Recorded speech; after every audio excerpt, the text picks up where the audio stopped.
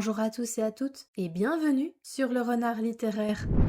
J'espère que vous allez bien. Pour ma part, je suis absolument ravie de vous retrouver aujourd'hui pour une nouvelle vidéo update lecture dans laquelle nous allons parler du classique Nous avons toujours vécu au château de Shirley Jackson. On parlera ensuite de L'île au jardin enchanté. Après, ce sera au tour d'une histoire d'ours. Et on terminera cette vidéo avec le roman Désenchanté. Donc c'est parti et on va commencer tout de suite. Je débute cette vidéo avec un classique de la littérature américaine, à savoir Nous avons toujours vécu au château, qui est écrit par Shirley Jackson et publié aux éditions Rivage. Dans cette histoire, nous suivons les personnages de Constance et Mary Catherine, alias Mary Cat Blackwood, deux jeunes filles qui vivent dans une immense demeure à l'écart de la société. On apprend assez rapidement que les Blackwood ont une très mauvaise réputation au village, puisque Constance a été accusée d'avoir empoisonné l'intégralité de sa famille, à l'exception de sa sœur Mary Cat et d'un oncle qui a miraculeusement survécu. Et le quotidien des Blackwood va être bouleversé lorsque Charles, un cousin, va débarquer au manoir. Shirley Jackson fait partie de ces autrices que je voudrais aimer, mais malheureusement, je n'y arrive pas. Ma lecture de l'adaptation en BD de sa nouvelle La Loterie a été très laborieuse pour moi et j'en suis ressortie très mitigée. Je pensais que la confusion que j'avais ressentie était due au fait qu'il s'agissait d'une adaptation et j'ai voulu retenter ma chance avec ce roman. Il y avait quelque chose qui me parlait bien plus dans Nous avons toujours vécu au château, des éléments que j'aime retrouver dans mes lectures, les mystères, les non-dits, les maisons qui ont l'air d'avoir une aura particulière, d'être presque un personnage de l'histoire. Alors forcément, j'ai été déçue lorsque j'ai compris que Nous avons toujours vécu au château ne serait pas une histoire de maison hantée. Je me suis dit qu'au vu des événements et de l'arrivée de Charles, ce serait davantage un roman avec des secrets de famille, que l'on comprendrait qui étaient les Blackwood et ce qui avait poussé Constance à empoisonner sa famille, ce qui est loin d'être un acte anodin. Eh bien, ce ne sera pas non plus le sujet de ce livre. En réalité, j'ignore ce que l'autrice a voulu raconter à travers ce roman et j'ai l'impression que tout ce qui aurait été intéressant à raconter n'a pas été abordé ou si ça l'a été, c'était fait de manière superficielle. Nous avons toujours vécu au château se rapproche plus d'un roman tranche de vie, d'un roman sur un lien sororal qui unit Constance et Mary Cat, et je vais être directe, ce n'était pas l'histoire que je voulais. Je ne voulais pas lire un énième livre sur des sœurs qui sont unies à la vie, à la mort, où les actes des personnages ne sont pas questionnés et où la seule réponse à chaque interrogation, c'est justement ce lien sororal puissant et indéfectible. D'autant plus que je n'ai pas su m'attacher aux personnages. Tout le long de ma lecture, j'avais la sensation que ces personnages n'étaient en réalité que des écrans de fumée, qu'ils n'avaient pas de corps, pas de réelle personnalité. Ils me semblaient tous très lointains, sauf le personnage de Mary Cat, puisque c'est elle qui prend en charge la narration. Et autant vous dire que suivre son histoire, son fil de pensée, c'est une expérience étrange et loin d'être agréable. Je me suis sentie très mal à l'aise durant tout le livre. Mary Cat n'est pas une narratrice fiable, je pensais simplement qu'elle était complètement à l'ouest, mais en réalité, c'est une menteuse, une manipulatrice, et quand j'ai appris la vérité à son sujet, je n'ai pas été surprise une seule seconde. C'était tout à fait logique que les choses se passent ainsi. Le fait que Mary Cat ne soit pas fiable n'est normalement pas un problème en soi. J'aime bien les narrateurs qui sont absolument persuadés qu'ils racontent la vérité, mais où on sent qu'il y a quelque chose qui cloche, qu'il manque un élément pour rassembler toutes les pièces du puzzle. Or, comme je le disais, ce n'était pas le cas de Mary Cat. Et comme si ça ne suffisait pas d'être dans la tête d'un personnage extrêmement bizarre, le style d'écriture était froid, impersonnel et daté. Bref, je n'ai pas spécialement aimé ce livre.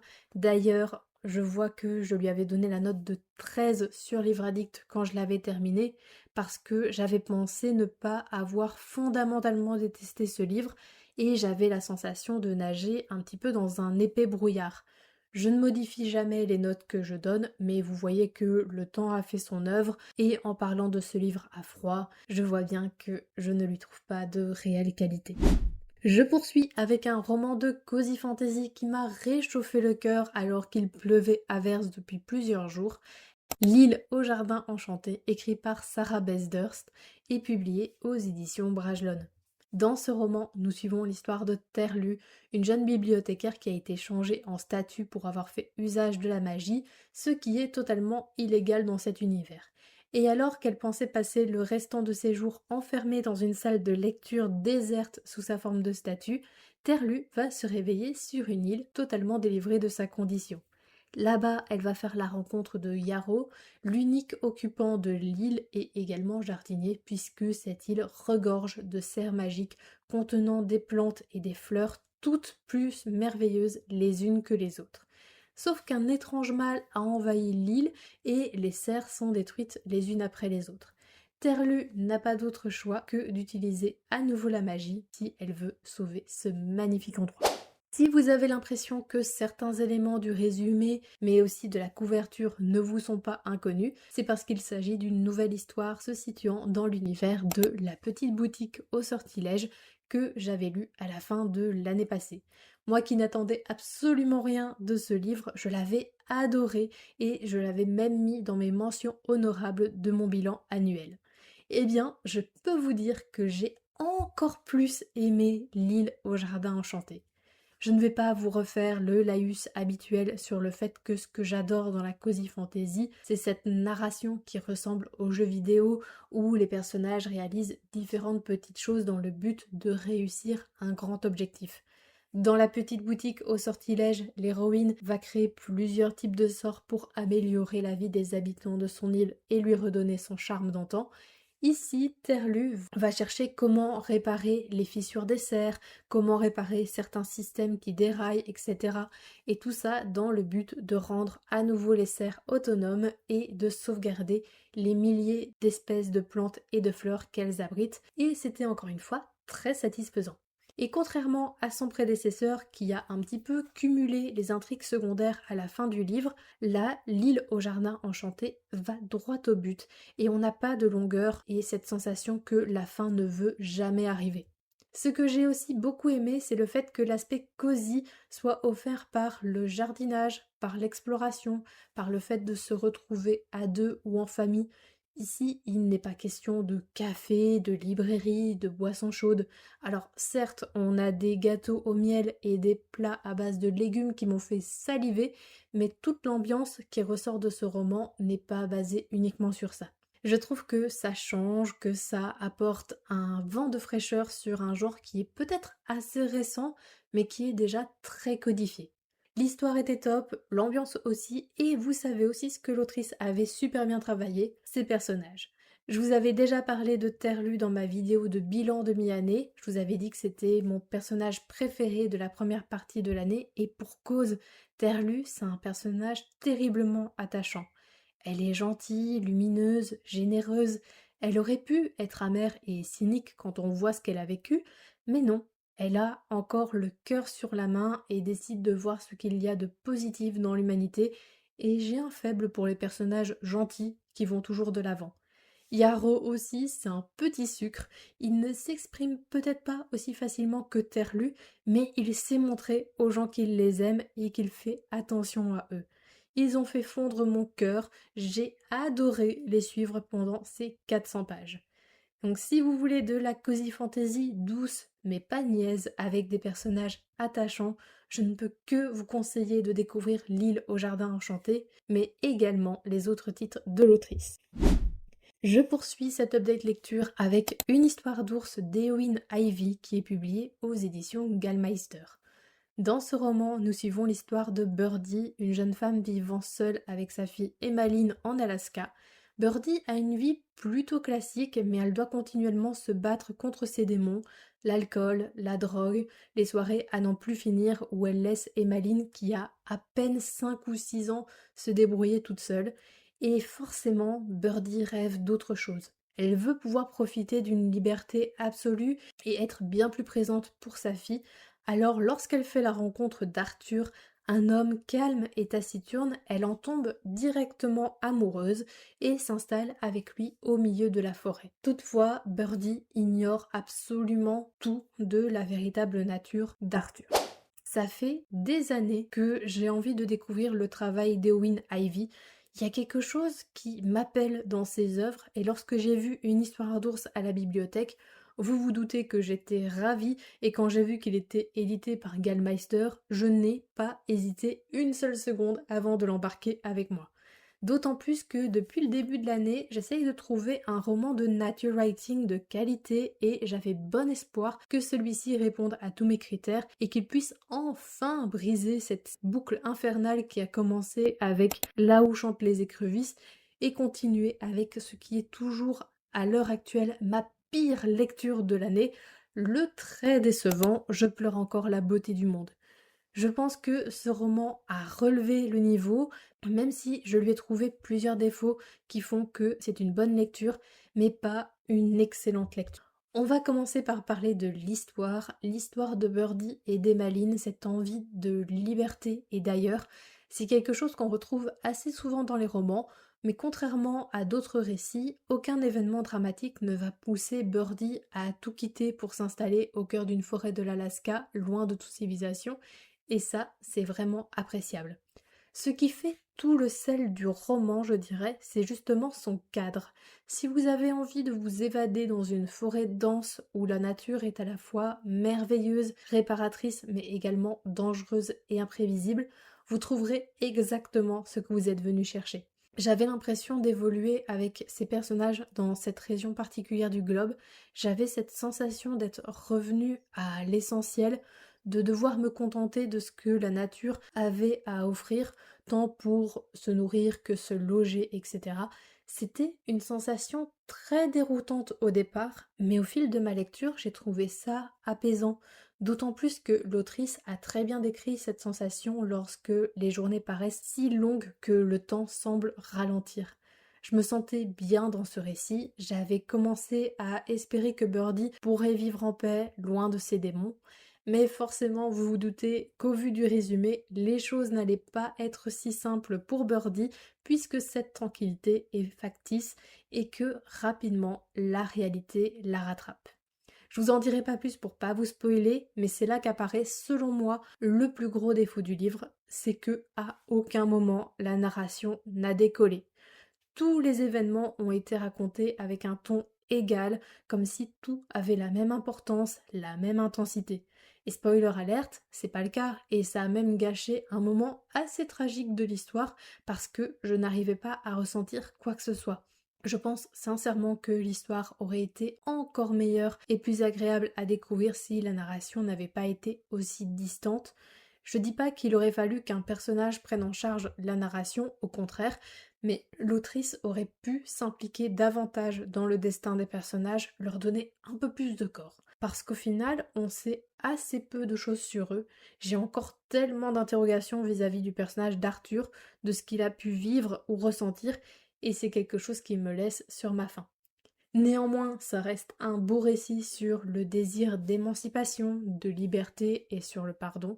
Je n'ai pas vu défiler les pages et je n'ai pas ressenti de longueur. D'ailleurs, je lui ai mis la note de 16 et il n'est pas impossible que je mette ce roman dans ma catégorie des mentions honorables de l'année puisque peu de lectures se détachent et arrivent à quitter la catégorie ok c'est sympathique mais pas transcendant. D'autant plus qu'Une histoire d'ours me donne vraiment envie de découvrir la bibliographie de l'autrice. Et je termine cette update lecture avec mon dernier coup de cœur, Désenchanté de Marie Vareille, qui est publié aux éditions Charleston. Et j'ai à peine dit le titre que la chanson de Mylène Farmer revient dans ma tête. Bref, dans ce roman, nous suivons l'histoire de Fanny, une journaliste qui se voit contrainte de faire une série d'articles sur l'affaire Sarah Leroy, une affaire de disparition qui a secoué la France entière et qui a de nombreuses zones d'ombre. D'autant plus que la sœur de Fanny, Angélique, membre du groupe des Désenchantés, est clairement impliquée dans cette histoire. Fanny ignore cependant toute la vérité et va donc chercher à comprendre ce qu'il s'est réellement passé. En lisant ce roman, je me suis directement dit que Marie Vareille était en passe de devenir l'une de mes autrices incontournables. J'avais eu une très bonne surprise pour La vie rêvée des chaussettes orphelines, dont je n'attendais absolument rien. Et l'année passée, j'ai eu un coup de cœur pour La dernière allumette. Ce roman m'avait retourné et je l'avais trouvé extrêmement juste et pertinent. Et avant même d'avoir lu Désenchanté, j'avais rajouté son dernier roman dans ma wishlist et je sais pertinemment que dès qu'il sera arrivé à la bibliothèque, je l'emprunterai. Mais revenons à nos moutons et plus particulièrement au pourquoi du comment ce roman a été un coup de cœur.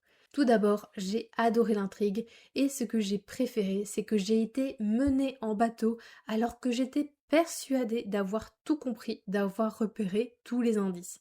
Mais l'autrice m'a bernée et si j'avais quelques éléments corrects, j'étais loin d'avoir découvert toutes les motivations des personnages et l'enchaînement des événements. Je ne sais pas comment elle fait pour m'avoir à presque tous les coups. Je dis presque parce que j'avais compris assez rapidement le twist dans La vie rêvée des chaussettes orphelines, mais c'est un livre qui a été écrit en 2019, donc elle ne maîtrisait peut-être pas aussi bien la construction de ses récits et le fait de laisser des indices par-ci par-là qui prendraient tout leur sens une fois le twist révélé. Toujours est-il que j'ai adoré mener mon enquête, fomenter 1000 théories parfois absurdes, parfois pas totalement fausses, et j'ai également adoré cette histoire qui parle d'entraide, d'amitié, du fait de croire en ses convictions et qui se déroule dans cette ambiance si particulière des années 90. J'ai eu l'impression de faire un bond dans le temps et de retrouver cette impression que le temps s'écoulait plus lentement et qu'une journée pouvait durer une éternité. Les personnages n'étaient pas en reste, le personnage de Sarah m'a beaucoup émue, beaucoup touchée et elle m'a fait ressentir de nombreuses émotions. Pareil pour Angélique qui était très attachante. Les autres membres des Désenchantés, Morgane et Yasmine, étaient un peu plus en retrait, mais elles étaient très intéressantes également et je pense que sans elles, le roman n'aurait pas eu la même saveur. J'ai eu beaucoup de mal à leur dire au revoir, à les quitter. J'avais l'impression d'être un membre à part entière de ce groupe et vous le savez, mais quand je ne veux pas que le livre se termine, quand je ne veux pas quitter les personnages, c'est souvent signe d'un coup de cœur. Quant au style d'écriture, je n'ai absolument rien à dire. Marie Vareille a un style fluide, efficace, sans trop de fioritures, mais c'est exactement ce dont j'avais besoin pour apprécier l'histoire et me plonger la tête la première dedans. Bref, c'était une lecture marquante et j'ai hâte de voir si l'autrice va renouveler cet exploit en m'offrant un troisième coup de cœur avec nous qui avons connu Solange. Cette vidéo est désormais terminée et j'espère qu'elle vous a plu. N'hésitez pas à me dire si vous avez lu l'un de ces livres et quel est votre avis là-dessus. N'hésitez pas également à me faire part de votre dernière lecture, je serai ravie d'en discuter avec vous dans l'espace des commentaires. N'hésitez pas également à lâcher un petit pouce bleu, à vous abonner à la chaîne, ce qui est le meilleur moyen de soutenir mon travail et qui vous permet également d'obtenir une notification à chaque fois que je poste une nouvelle vidéo, c'est-à-dire un vendredi sur deux à 18h30. Et moi, en attendant de vous retrouver dans une prochaine vidéo, je vous souhaite d'excellentes lectures et je vous dis à très bientôt.